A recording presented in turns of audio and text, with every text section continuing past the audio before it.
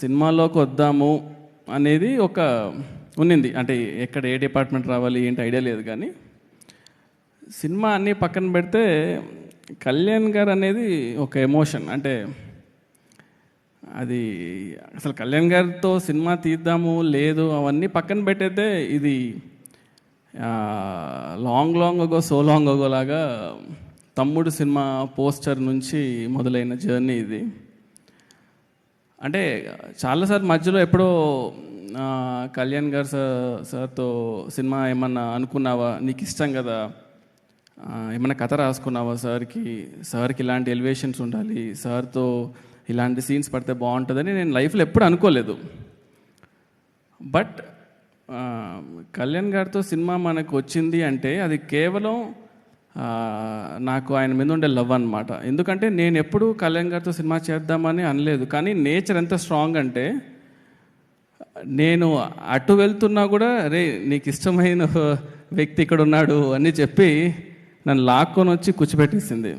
కూర్చోబెట్టిన తర్వాత ఇవాళ అందరూ ఇందాక కూడా సార్తో మాట్లాడుతుంటే, సార్ ఈ సినిమాలో ఎలివేషన్స్ చాలా బాగున్నాయి అంటున్నారు అందరూ అంటుంటే, యాక్చువల్గా నిజం చెప్పాలంటే నేను ఎలివేషన్స్ కోసం కూడా అసలు రాయలేదు. అంటే జస్ట్ కళ్యాణ్ గారిని ఈ సినిమాలో జస్ట్ నేను యాక్చువల్గా షూట్ చేశాను అంతే. నేను నిజంగా అంటే ఎలివేషన్స్ కళ్యాణ్ గారితో తీద్దామని అనుకుంటే అసలు అది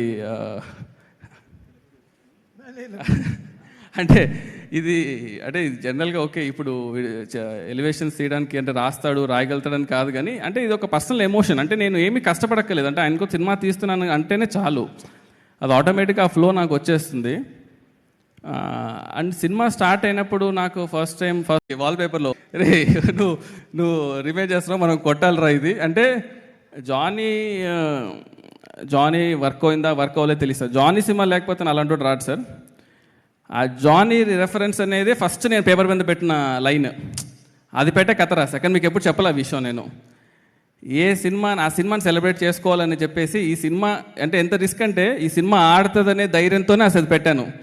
లేదంటే అరే వీడేంట్రా ఓకే జానీ పెట్టాడు ఇది అలానే ఉందిరా అని అనకూడదు, రేపు ఇది కొట్టాలి, ఎందుకంటే దట్ డిజర్వ్స్ బిగ్గర్ ప్లేస్ అని యాక్చువల్గా. సో